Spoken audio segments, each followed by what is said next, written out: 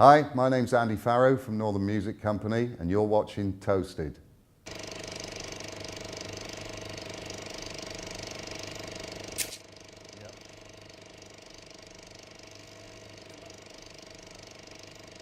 Well, it's had a few kind of name changes, but roughly, I think 1988 was when I went sort of full-time professional manager. Prior to that, from 16, I was managing anarcho-punk bands.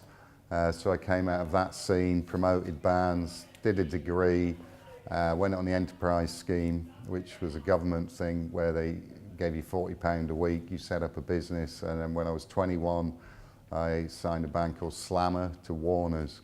So I was quite a young manager with a band with a major deal. Well, I think, a good manager, I've been doing this for 27 years, professionally, and obviously that means I've got a lot of experience, but I did start in the DIY thing, putting on bands.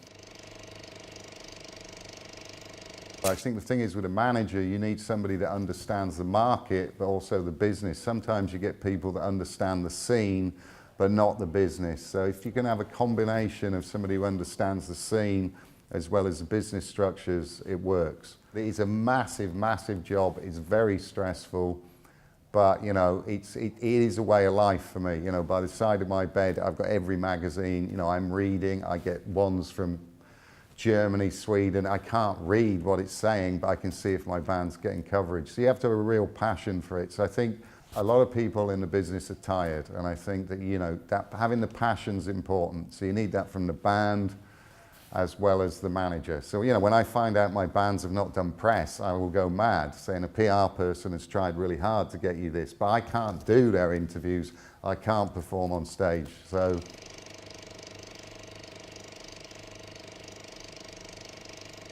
I think that panels are really important because your average musician and seeing in there, they probably don't know what a manager does, how they get money, because it's still kind of very shrouded in mystery, or the business side of it. So I think these kind of events are very good, but again, not many people ask questions, they're all a bit shy, and I think that people that come to these events, they should come up to the panelists. That's what they should do. As I said, I will take every CD. I'm not one of these people that says, oh, I haven't got my, I've got a bag here, it's full, but it's a case of, these kind of events are very good, but I think that sometimes, and I've done a few, that some of the panels have upset younger managers or whatever because they're not really getting enough from it. I think it's very important that they come away from it with some knowledge, or more importantly, contacts, because having that face-to-face meeting, if you just get on with somebody and have a beer with them, they're going to reply to the email, oh, I remember you,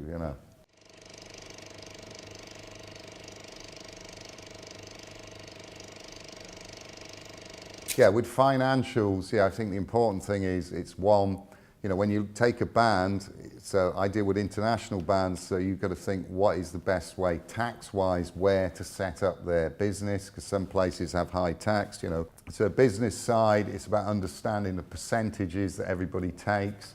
An agent and a manager can earn on the gross, but a band has to really think, and we do the budgets on the net, and then there's a thing for live where you can split contracts from production and fee to get it down.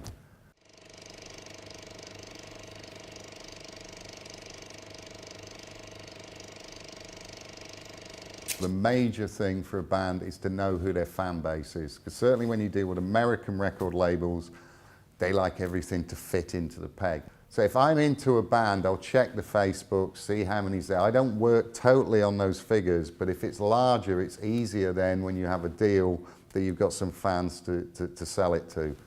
So, it's about knowing who your fans are, interacting, not overselling to them. So that's the most important thing first.